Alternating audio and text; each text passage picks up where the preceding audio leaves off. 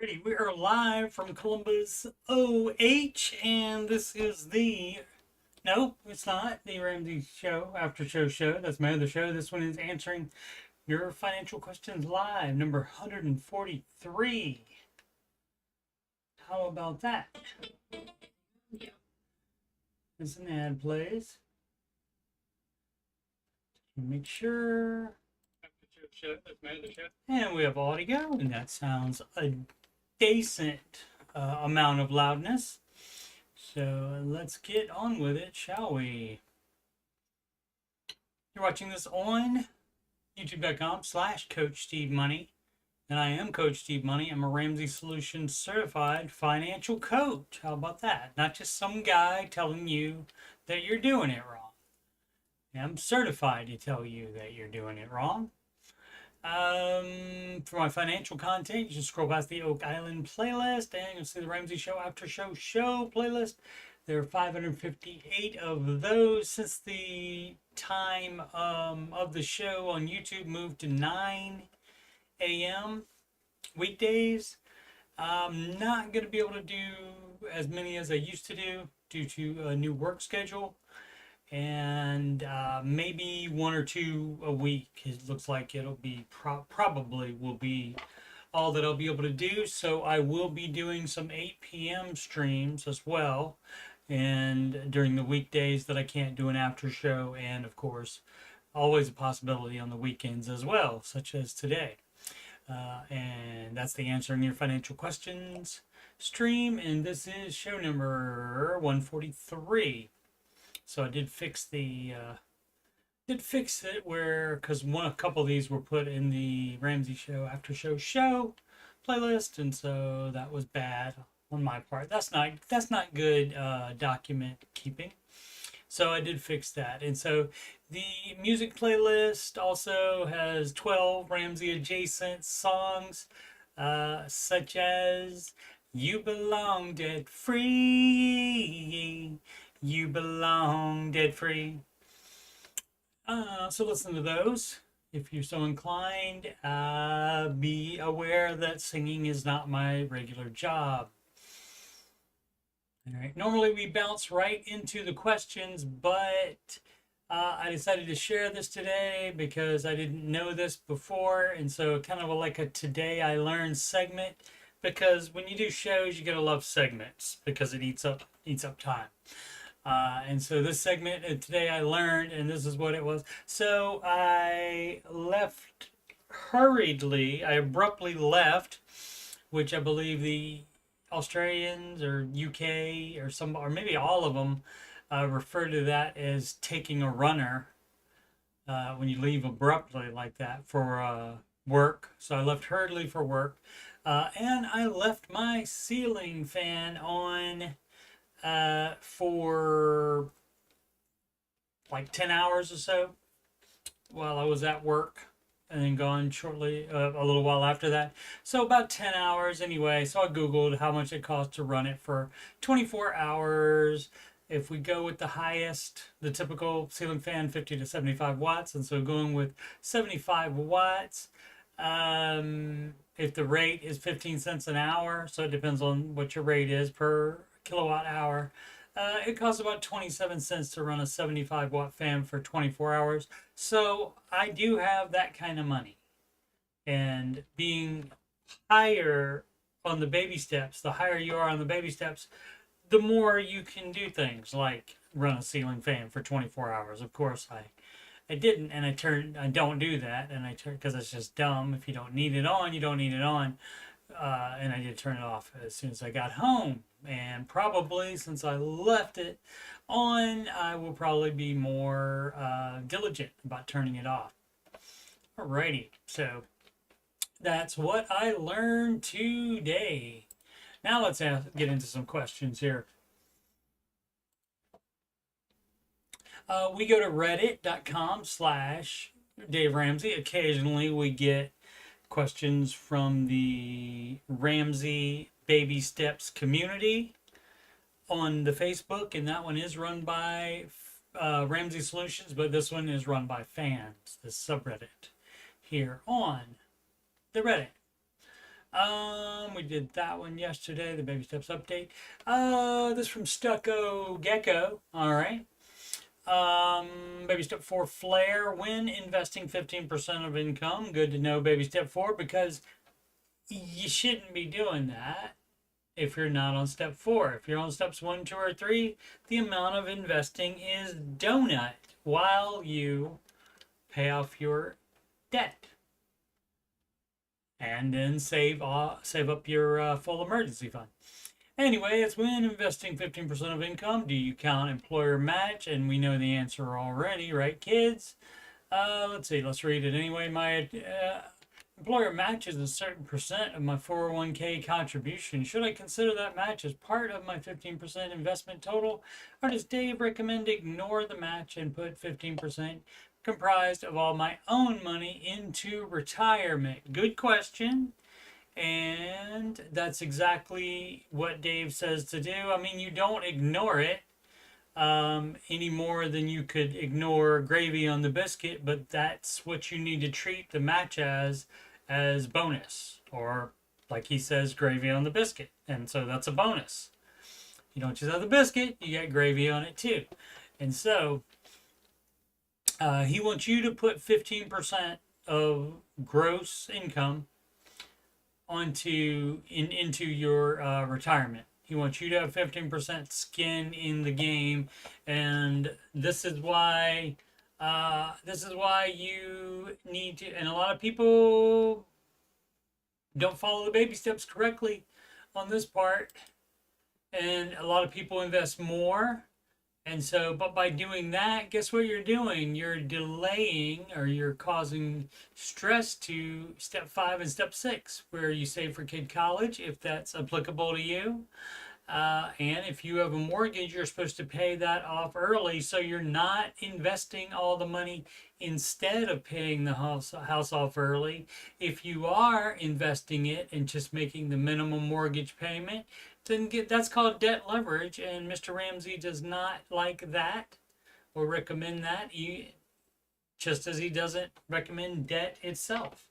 So that would be debt leverage, and so that's a no. And any amount of your math that you give for that argument will not sway him, because it's not a math argument. It is a safety, secureness. You want your home to be secure, and if you pay it off, people will have a lot harder time taking it away from you. So that's the advice on that. Only 15% until the house is paid off, until kid college, if that's applicable to you, until that's taken care of, if you choose to help them. And then after that, when you're on step 7, you can invest as much as you want. Just the same way that you don't save more than 6 months of expenses in a fully funded emergency fund. Now, if you have known upcoming expenses, you can do a sinking fund. For my favorite example on that is tires. And tires do wear out. You do need new tires eventually, so you will need them. And so if that's coming up, you know it will be coming up, and so you can save in advance for them, and that way it's not an emergency when it happens, because you know it's going to happen. So you can do things like that, but you don't have a general savings just in case I want to buy something. No, instead you're more intentional with your money, and you're investing the 15% and then putting some to kid college. You know, you may have to do more if they're older, or you can do less and put more on the house if they are young, toddlers and such. All right, but that's the dealio with the Ramsey investing advice. Glittering War, interesting. Charged off accounts.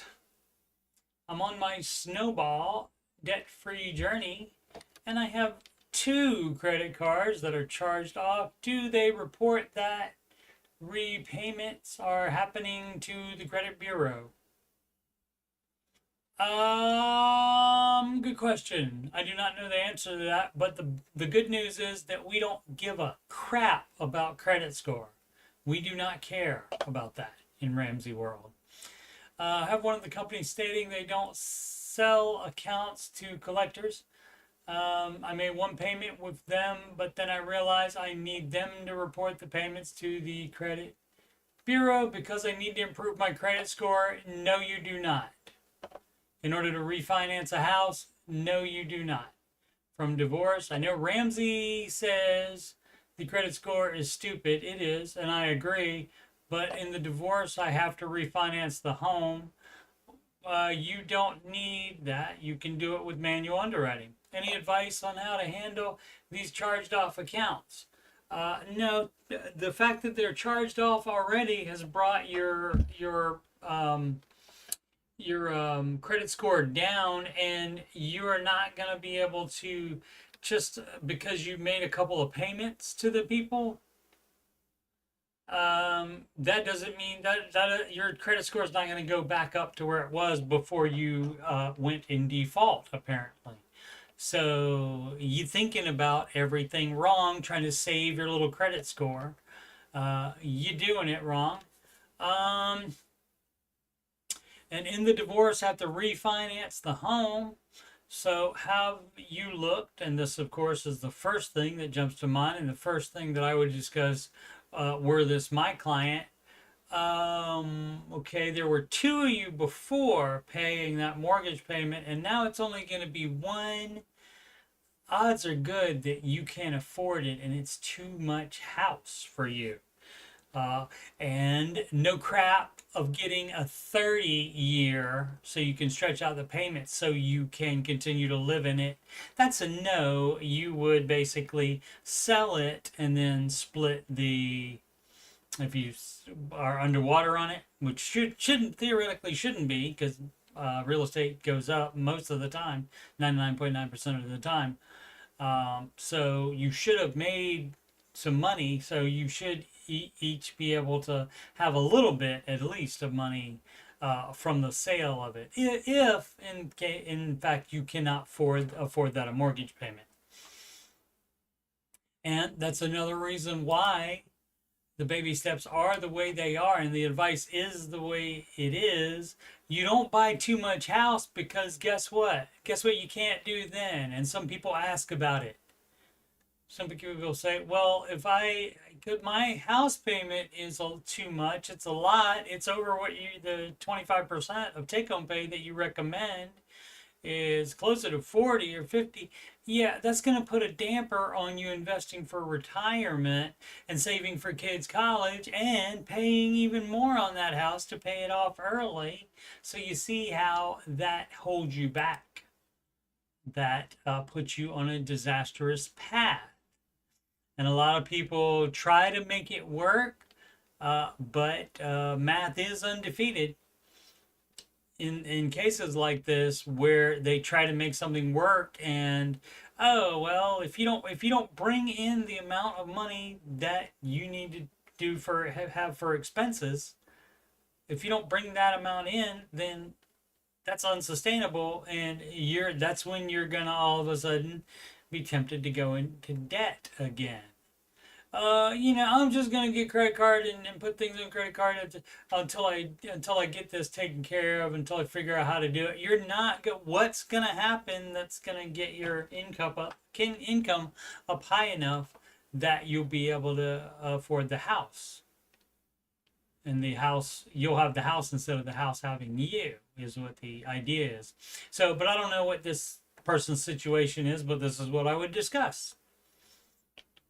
Because I mean, anything that they're doing that's not Ramsey advice, that they're doing against it, whether they, eventually follow it or not, I'm still going to tell them what it is. I'm going to tell them that's, against the Ramsey advice.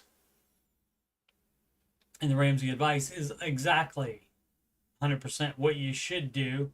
And if you choose not to do that, I still try to help as much as I can, as much as they'd like me to. But there it is.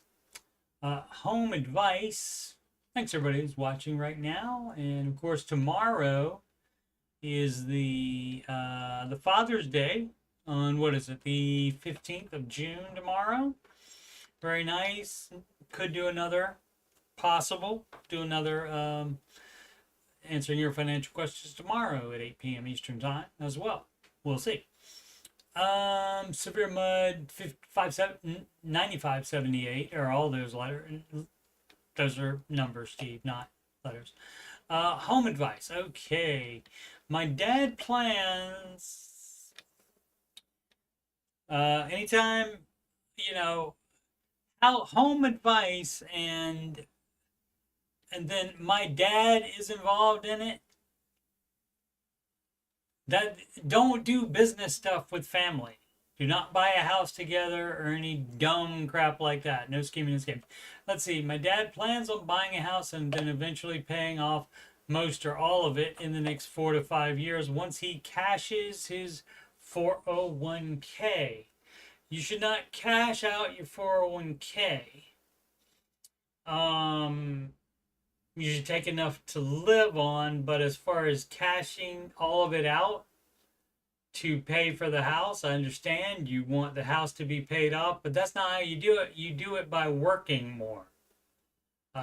So that would not be what you should do there. Thing is, he's looking at a house that eventually I live in with my future family. Well, if he wants to give it to you, that's great. That's got nothing to do with you. My parents have savings and a house in a different country where they plan to spend most of their time and come to visit during the summers. All right. It'll be a huge head start for me, and you might have to turn it down. Having a fully paid off house, but I'm not sure about living there in 10 to 15 years. Does it make sense to fully pay off the house? Yeah, because he shouldn't do it with the 401k though. He should work longer and pay it off that way.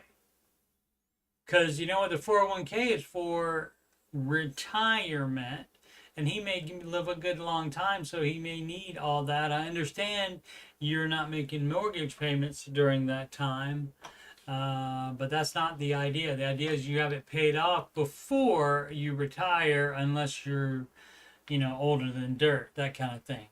But yeah, right, you're not sure about living there in 10 to 15 years. Like Yoda says, always in motion is the future, so it's difficult to see what will happen in the future.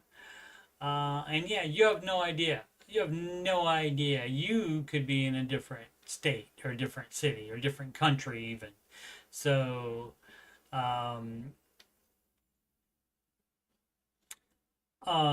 so that's dumb. If they're gonna come for summers, that's 3 months out of the year, babe.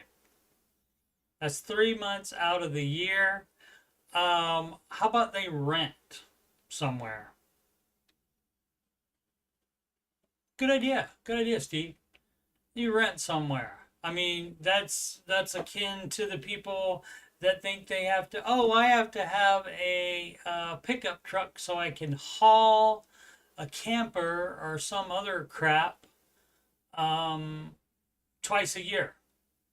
No, you don't. You can rent a truck to do that twice a year. So, stop being dumb, people. But that's just what people do. They think, I gotta have that to and it's like going to the gym. This gym membership, I'll make it worth it because I'll go every day. And guess what happens to most people? They don't go every day. This from Novel B 94541 are those numbers. My goodness. And that reminds me of the bee girl from the Blind Melon video. No rain. A real millionaire, not just net worth. Yeah, I made fun of the guy. Because hopefully no female would be dumb enough to say this. Real millionaire, not just net worth. Having a net worth of $1 million is what makes you a millionaire. That's the definition. You are stupid. Let's see. Well, it finally happened. My wife and I became real millionaires today. We became net worth millionaires in 2020. net worth is what you use for that. That means you are plus $1 million in assets that aren't taken away by any debt. Or you have, say you have $1.4 million in assets, and then you have 0.4 in debt. And so then that you are still a net worth millionaire, I think. So people are just stupid when they say real millionaire, not just net worth. We have 1 million, just a little bit over, $779 over. Congratulations on that, but you're still stupid.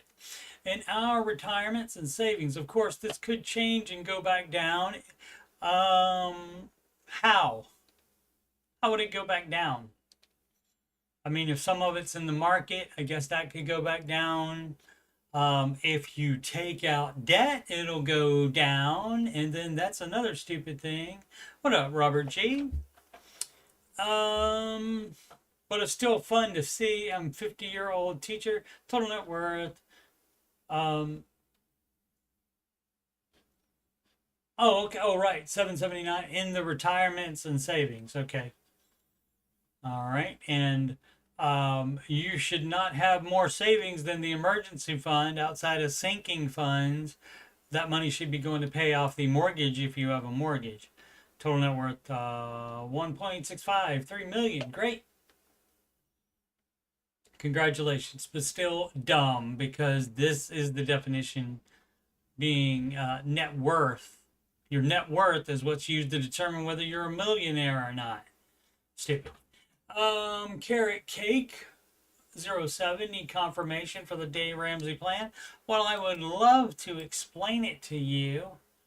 That's part of the lyrics. Block cookies. I don't want to do that though. Where were they?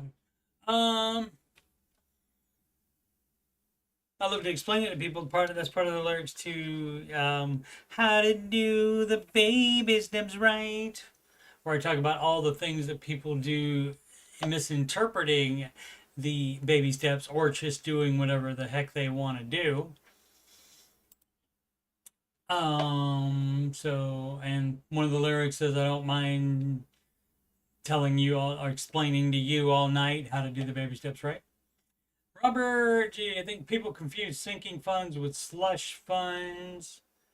Yeah, they probably do. And slush fund is not intentional. Slush fund is in case I want to buy something. That's not intentional. And if it's not something for you to put in your budget, then you don't need it that bad or at all. Oh, you needed it. No, you didn't. Hey, I just need a bit of confirmation that I'm doing all this right. Oh, great. Well, you could listen to the song, but let's check it out. Probably way too many details here, but let's do it anyway, right?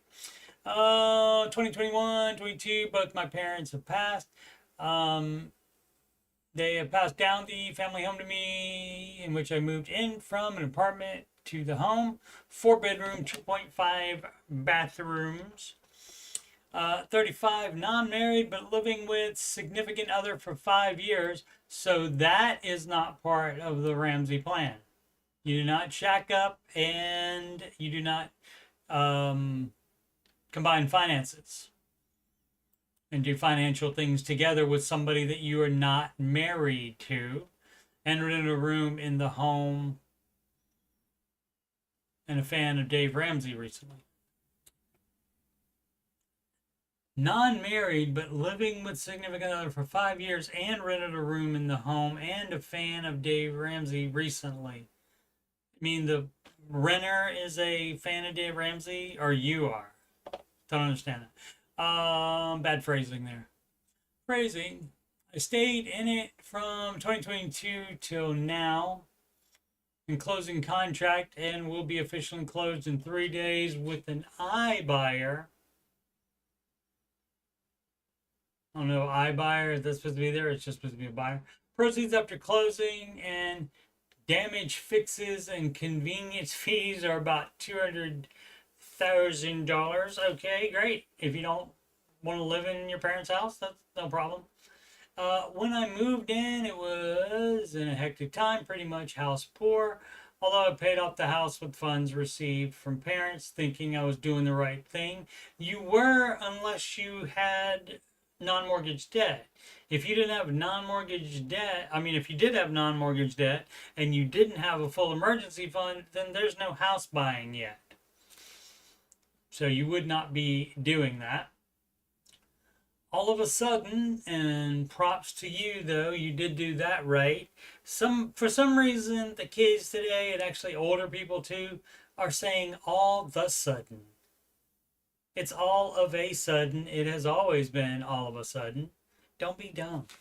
Oh, HVAC goes out. Yep, $10,000 replacement. Water stains, leak in kitchen, ceiling on heavy rains, and several plumbing issues with the house during my stay there. Well, it's a mortgage, and hey, guess what? That's why you have the full emergency fund in place already before you buy a house. Because stuff like that is going to happen. That's a house. When you have a problem in your house that you have a mortgage for, if you call the landlord, your phone is going to ring. I was not prepared at the time to take care of the maintenance all at once and some taxes owed. All in all, I'm starting over. It'll be just like starting over. That's John Lennon solo. My debt's no more than $33K. You did it wrong. Probably shouldn't have been involved in the house to begin with. Shouldn't have moved in there. Should have just sold it. And taken the money from that and added to that to buy a different house maybe if you wanted to. Or rent or whatever you wanted to do. Will be paying off immediately. Okay, right? When you get the cash from the house. Understand. Leaves me with around $100K towards a condo townhome. Plus maintenance, downsizing, and looking into rentals for a year. Yep. I plan on buying condo or townhome in the near future. All right. Also have no car at the moment, so looking at vehicle option. Paying old repo, shaking my head. Well, you were just dumb. You were dumb financially, and all of us have been dumb financially, maybe not to repo level, but anyway, moving on. Currently only doing independent contracting, things like Uber, until I find another work at home job. How about you take any job instead of being dumb? No retirement savings yet. I know I was stuck on stupid. Yup. My question, am I doing the right thing renting for a year? Yes. You don't even have a job. What do you think you're going to be doing? What do you think you're going to, how do you think you're going to afford a mortgage payment? And you don't want to take on that much debt while you are in the situation you're in. So yeah, definitely rent for a year, get your finances right, save the down payment. You're gonna have money left over already. Maybe you're putting that in a high yield savings account or something like that, and so it can make a little bit of interest. And you can put more money to it, but you do have to work to make that happen. If you don't work and you just try to half-ass your employment, but then you're still gonna plan on buying a townhouse anyway, regardless of whether you have a job, that's dumb as crap. A bit difficult. I was using home sale as main income to rent this year. I also need a vehicle. Yeah, no, see, you don't do that. Get your lazy ass a job. And you need a vehicle, okay, yeah. So all that money's going to be gone. You use the money for that.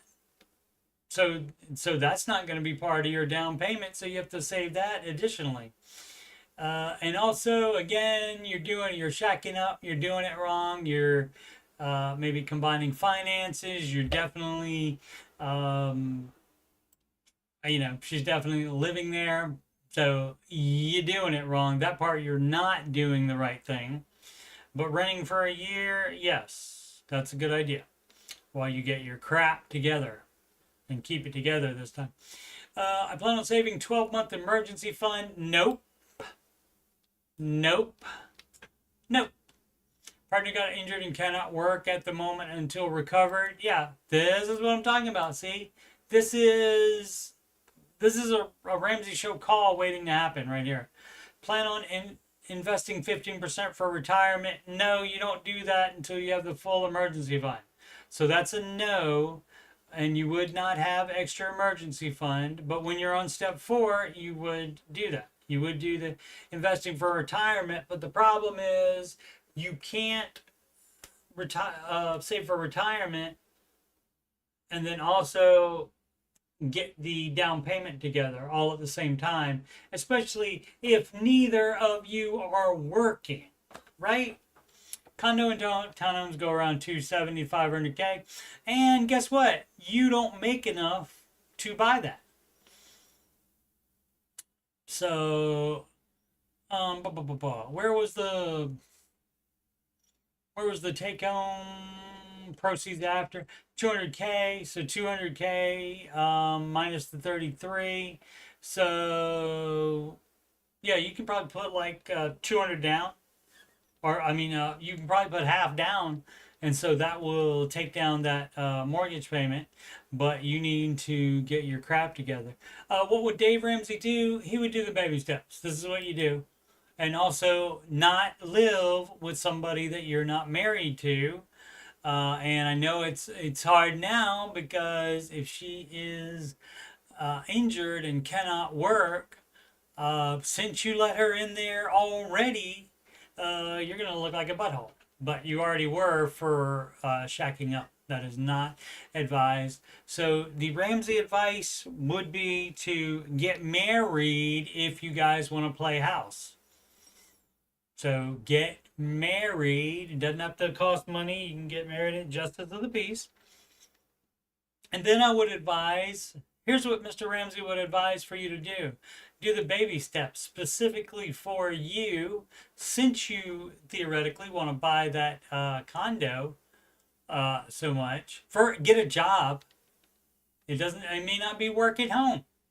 You might have to drive your butt to somewhere and work. And so you need a vehicle for that. So that's going to take money too. Money's not unlimited, especially in your case without a job. So you can't do all of these things at the same time.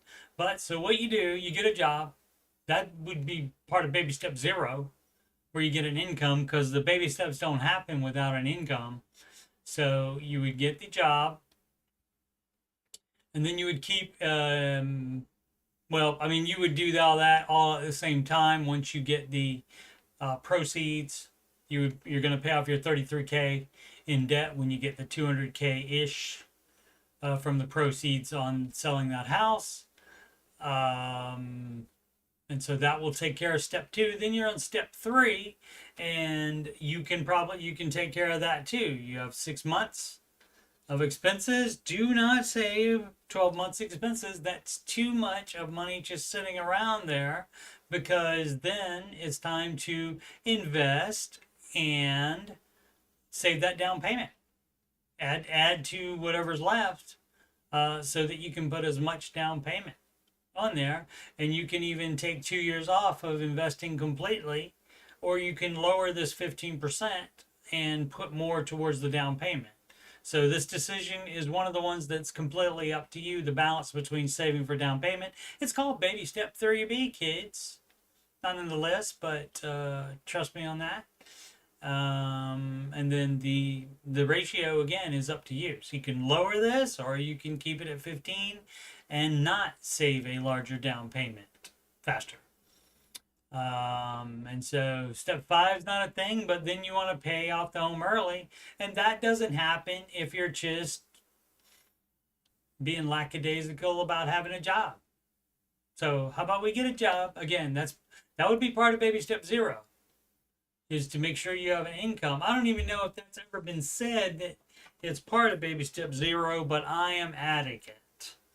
I feel confident in my ability to be able to add it. And we'll see if I can get that recognized across the internet. We'll see. Because that's, I mean, that's just the way the baby steps work. Nothing happens with the baby steps unless there is an income. So a lot of stuff you're doing wrong, but his advice would follow his advice. Generally about getting married, do that. Don't buy that freaking townhouse until you are married with her. And don't you buy that with her until you are married. FW underscore Phil. That is an underscore, I think. Divorce finalized. Need advice on potential loss from home sale. What? Let's see what the problem is here. Just other than people thinking wrong about finance, that's most of it. I'm finally free from a bad marriage, and the divorce is now finalized already. Last remaining issue is the sale of our house, and I'm concerned we may end up taking a loss. Why would you? Real estate goes up 99.9% of the time. It just has to be in some, like, where the whole neighborhood has depreciated, that kind of thing. Or, some natural disaster happened. Who knows? We bought the house in 2022 at the peak of the market for $285,000. The current mortgage balance is $251K. If it sells for what we paid, realtor fees would be around $16K. So we're already close to break even. Yeah. So you can get out of it if you bought too much freaking house. To complicate things, the house has issues we didn't know about at purchase. Well, if you had it inspected and the inspector missed it, you can maybe take that up with the inspector, but generally, you hate to have to get more than one inspector so that they can make sure that they check everything. You would hate to have to do that, but people miss things, unfortunately.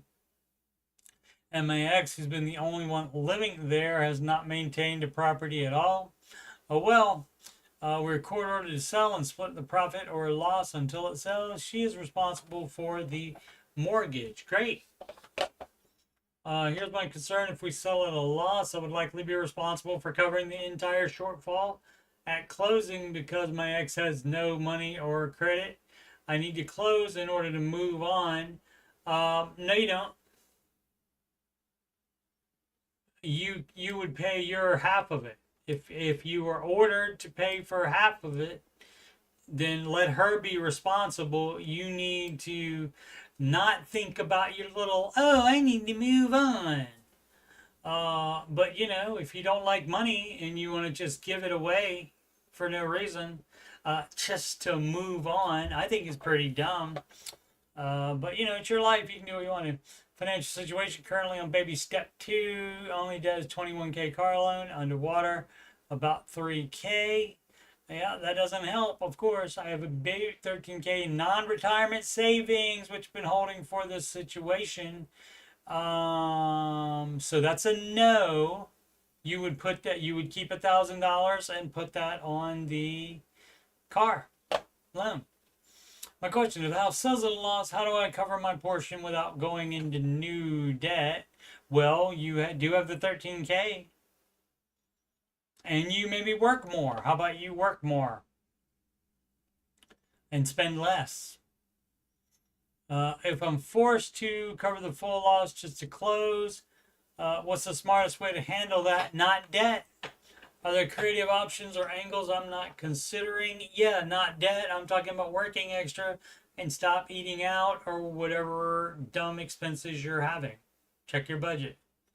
Appreciate any advice or insight, especially from anyone who's navigated something similar. It's just the thing that's going on in your head about, I need to close. No, you do not. I mean, you do need to close because you got to sell it. It's court ordered that you sell it, so that will happen. But you are only required to bring your portion to the table.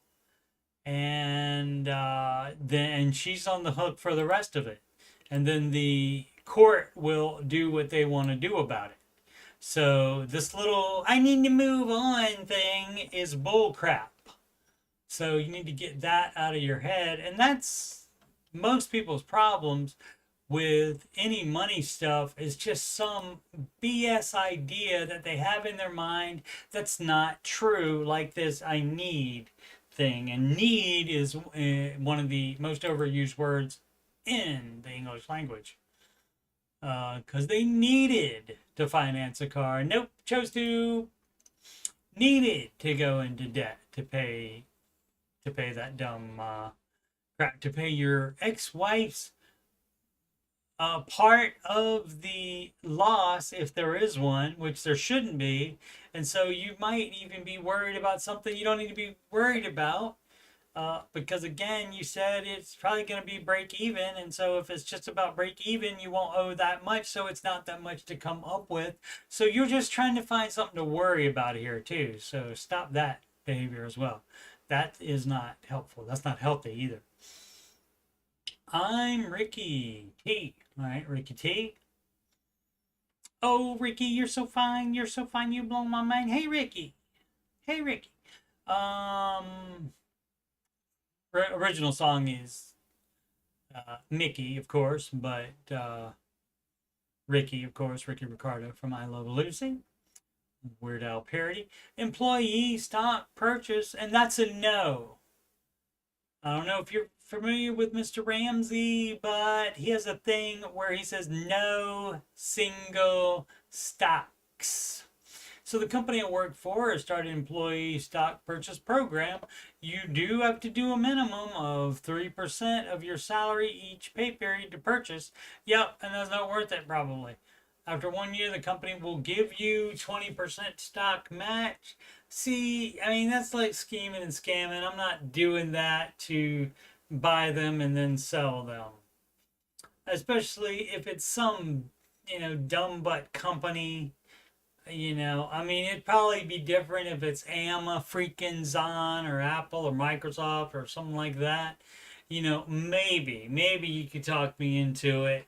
But you trying to turn their employee stock purchase program into a side hustle, not approved. My question is, should I try to invest part of my 15% into this versus our traditional 401k?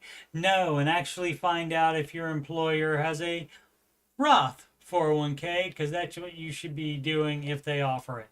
Not every employer offers it, but if it's Amazon, they do.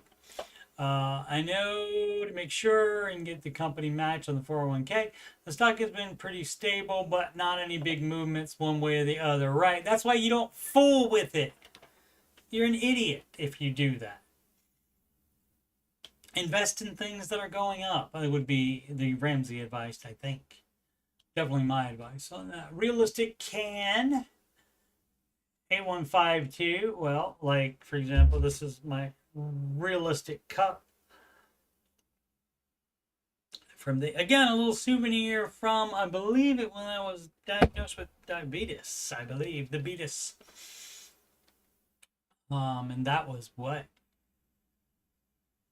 15 years now? I'm still hanging in there.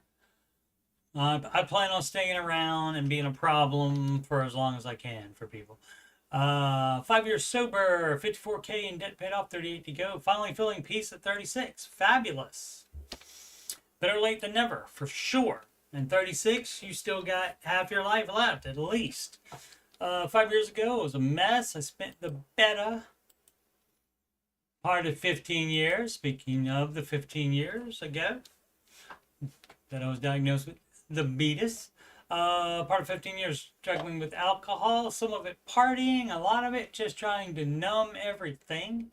That does happen. In April of 2020, at the start of the pandy, I hit a point where I knew if I didn't make a change, I was going to lose everything.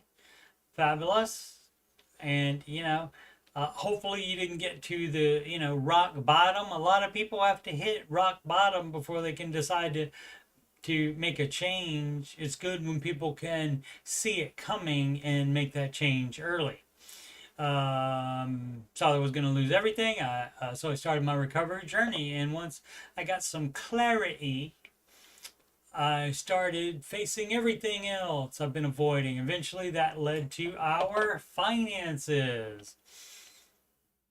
Yeah, and so when you don't have like, alcohol or some other debilitating thing affecting you, you have more time to like pay attention to, oh, I don't know, your finances, that kind of thing.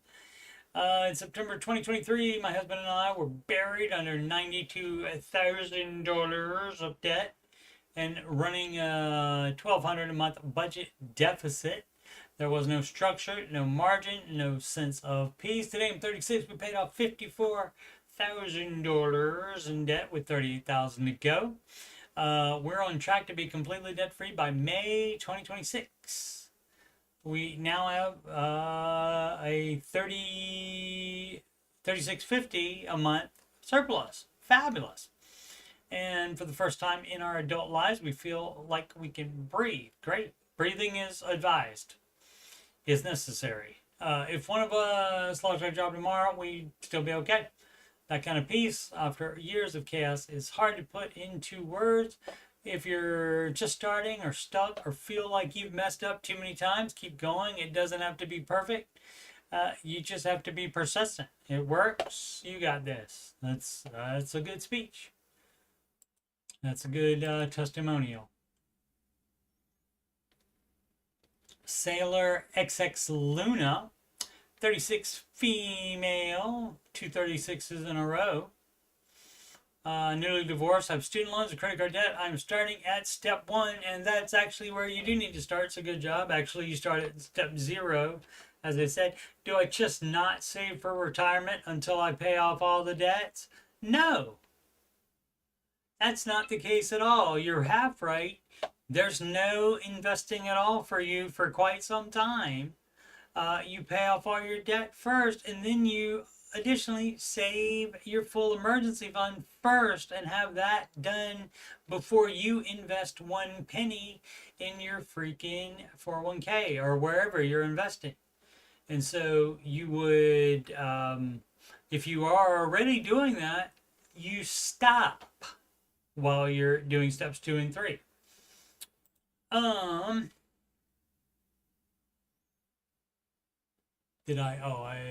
I didn't close that one for some reason.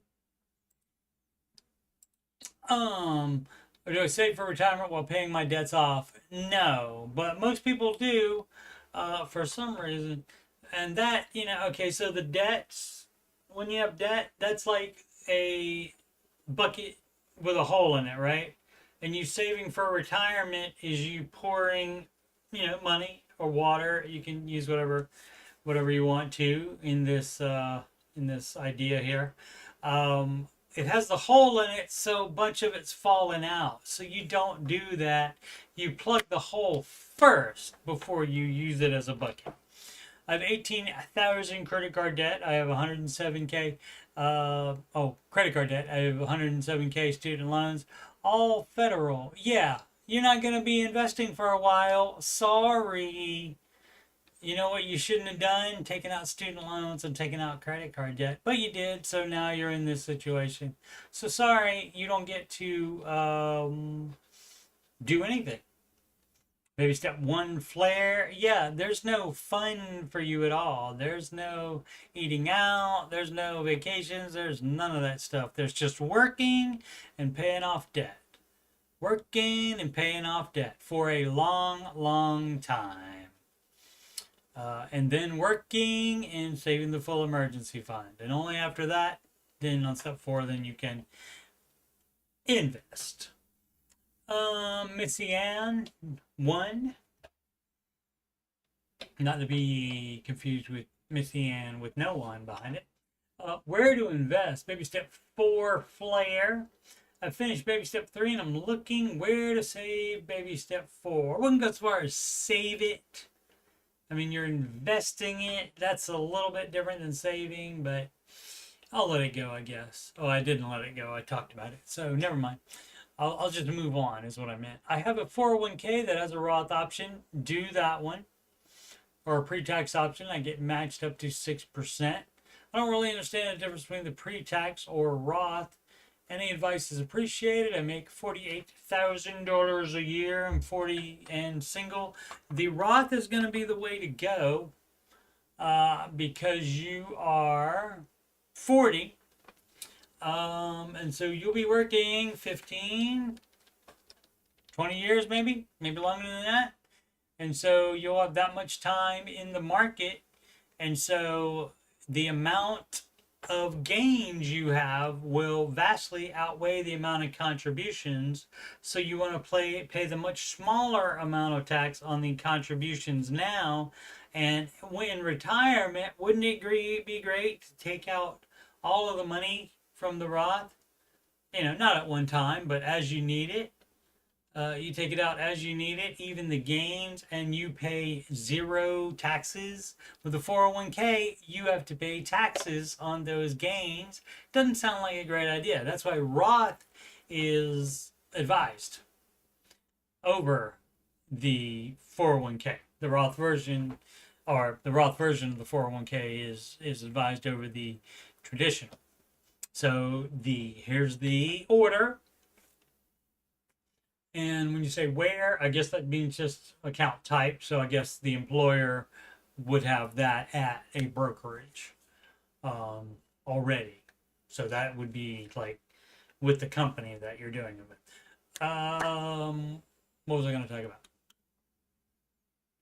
Oh, the investment advice is here's how you invest. So basically, you take your investment dollars to the limit or maximum of whatever account they're in or whatever situation they're in. For example, the first one is match. And you know why you take the match? Because it is 100% rate of return. And so that's why you can't beat that. And so that's why you would take that first. So whatever account you're being matched in, you would do that. Now, if you have a 401k now, but if they can open a Roth for you, change to that. Because Roth is the second one. It's match, Roth, and then the traditional 401k. And then after that, if you still have money to invest to get to your 15%, you can do it. Try HSA, you can do that, or you can just do a traditional brokerage account. All right, so, but anyway, as far as your existing 401k, they would leave that open anyway, because by law, you can have the Roth and put all your money in a Roth, but what they match for it, that cannot go in a Roth account. So that has to go in the traditional 401k. So you will be paying taxes on that. But again, that's 100% rate of return there. Alrighty. Time is it? Oh my goodness gracious me. 6 minutes to 9. Where does the time go, kids? Where does the time go? Brand, I think I did. I know I've gone over 2 hours before, not that many times, because you run out of questions eventually. Brandon Post, but I have done a 2 hour before. Help finding Dave Ramsey video about chicken sandwich shop owner. I don't know what that is. A clip I saw while I don't know about the chicken sandwich shop owner. A video about it. Unless it's unless he's talking about the Chick-fil-A owner. I think his name is oh god, no, not I was gonna say Charlotte Caffey with F's, Caffey, but that's I think the guitarist from the Go-Go's. It's something like that though, but it's I think his last name is Cathy, I think, and I think he has a weird first name, and so but he started Chick-fil-A, and his what Dave says about him, he often brings him up when somebody thinks they're too old to do something, and he says that this guy, he didn't fry any chicken until he was in his 70s. Maybe that's Colonel Sanders. I can't remember. But I think it's the Chick-fil-A guy. So he didn't start doing that until he's 70s. So let's see, maybe Dave talks to a guy who owns a chicken shop. Okay, so I have no idea. I don't recall seeing that particular clip or that particular call. I don't see every Ramsey show. Supermarket 1456 multi-millionaire on paper. Well, so is Mr. Ramsey. And the bank decided, actually his small town bank that loved him, I probably, was bought by Bank of America, I believe. And they were like, oh, we can't have this kid. He was like, you know, uh, 21 or under, I think. And they said, we can't have him being in debt to us for millions of dollars. So we're going to call those notes. And so that's how, and he tried not to declare bankruptcy.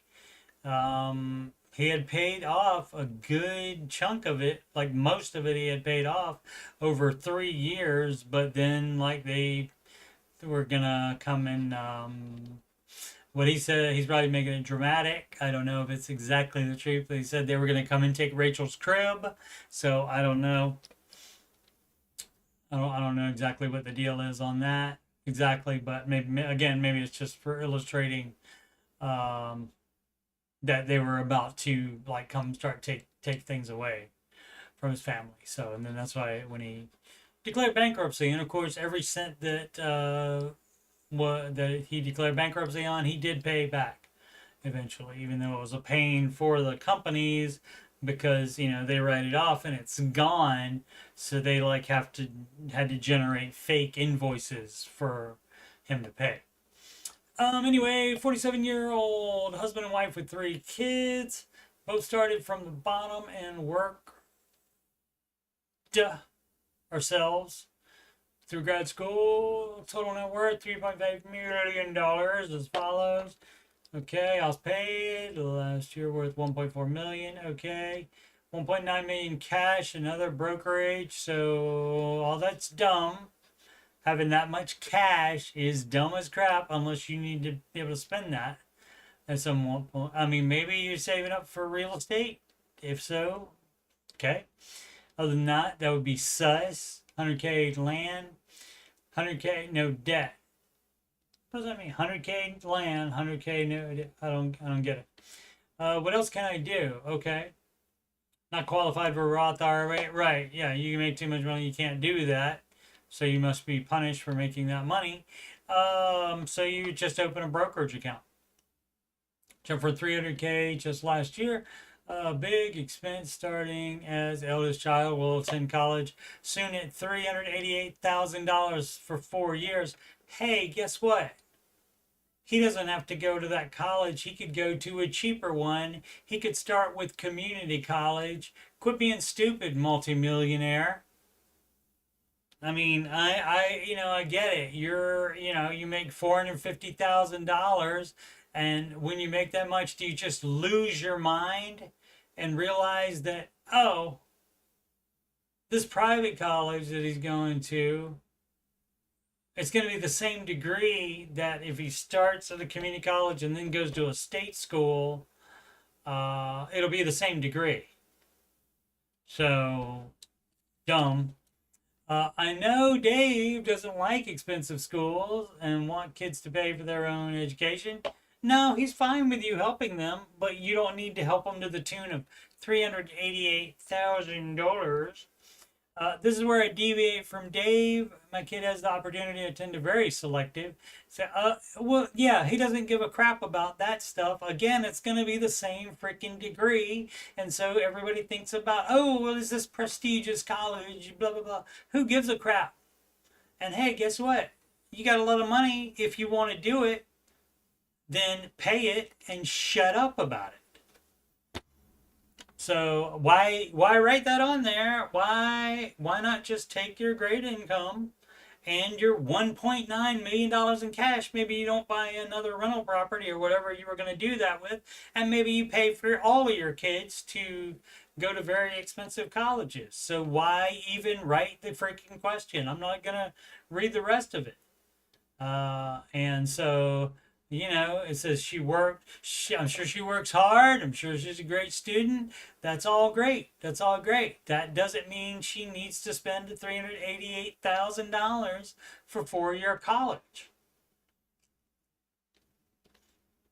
That does not make sense, even if you actually have the extra money. But if you have the extra money, so if you want to spend it, and you don't have to let anybody know. So why did you write this? Is this is where people would say, oh, this is a humble brag call, or this is a brag call on the Ramsey show. So what is your deal? You want 207 people weighed in already? A lot of people commented, so, but I don't get it. I don't get why involve anybody. All right, anyway, the next stream will either be the Ramsey show, after show on Monday, or I might do I will be doing that Monday, for sure. Ramsey show, after show at 11:07 a.m.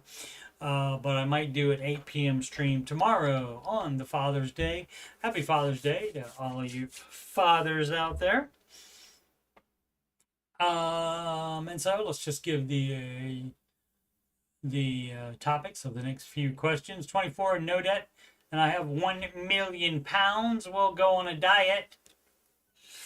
Probably means British pounds low, and so that's good. And we'll see what they have to do. 24. You got to think they're going to be trying to do some scheming and scamming. And so who knows? Looking at disability insurance, why is it so much cheaper to get 2 policies instead of 1? I don't know that to be true, so we'll look into more into that. Maybe that's explained in the question. How much is enough in a 529? I know it's hard to answer, but wondering what others had saved. It's not that hard to answer. Decide how much college is going to cost. You can add inflation to whatever it costs right now. And hey, you know what you can do to bring the price down? Not send them to a $388,000 for 4-year institution. How about you do that? Anyway, you figure out what you want to have for them when they're 18, and you divide it by the number of months before they're 18 or before they're ready to go to college. And you can factor in the investing part of it as well in that 429. So that would take it down even more, because some of it will grow by that time. That's the emergency fund, disability insurance, or start tracking my money. All of the above probably. What is maybe the single right way to move forward? I don't know about the disability insurance, so we'll have to hear more on that. Need some tough love advice. As Mr. Ramsey says, it's not tough love, it's love. Anybody willing to tell you the truth about money and what you should do that's not dumb as crap? That is actual love. That's not tough love. All right. And I don't care if you don't get to go to McDonald's. So, and that's love. That's not tough love. Alrighty. Once more, I am Coach Steve Money. I am a Ramsey Solutions certified financial coach. And if you'd like to schedule a free financial coaching consultation with me, if you got money problems or you just want to make sure you're on the right track, can be good to get a free opinion on it. You can do that. You can schedule that at calendly.com/CoachSteveMoney. You can email me at coachstevemoney@gmail.com if you have any questions about financial coaching, about finances in general, or about anything on my YouTube channel. Donations can go to paypal.me/CoachSteveMoney. Alternatively, to CashApp, $CoachSteveMoney. It wasn't taken. Walmart gift card to that same email address, coachstevemoney@gmail.com. And of course on YouTube, super chats on live streams and pre-recorded videos. It's called Super Thanks. Upcoming series, The Ramsey Show After Show, 11:07 a.m. Eastern this Monday, June 16th, and next Friday, June 20th. Is that right? I thought it was off Wednesday. I'll double check on that. Maybe not. Maybe I'm off that morning, rather. Not off. In your financial question streams, 8 p.m. Eastern. We did it yesterday, Friday the 13th. As well as Saturday the 14th. That just happened. That's right now. And or Sunday the 15th. And then it tells you what people don't understand about the baby steps. It's 1, 2, 3 in order, one at a time. No doing higher steps early. You're dumb if you read it differently than that. Baby steps 4, 5, 6 in order, all three at the same time. Alrighty, thank you so much for watching. As I said, if you're doing it live or you're watching me later, equal appreciation for you.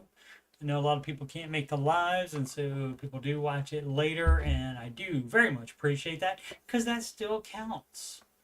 Absolutely, it does. Alrighty. As always, make smart financial decisions every day.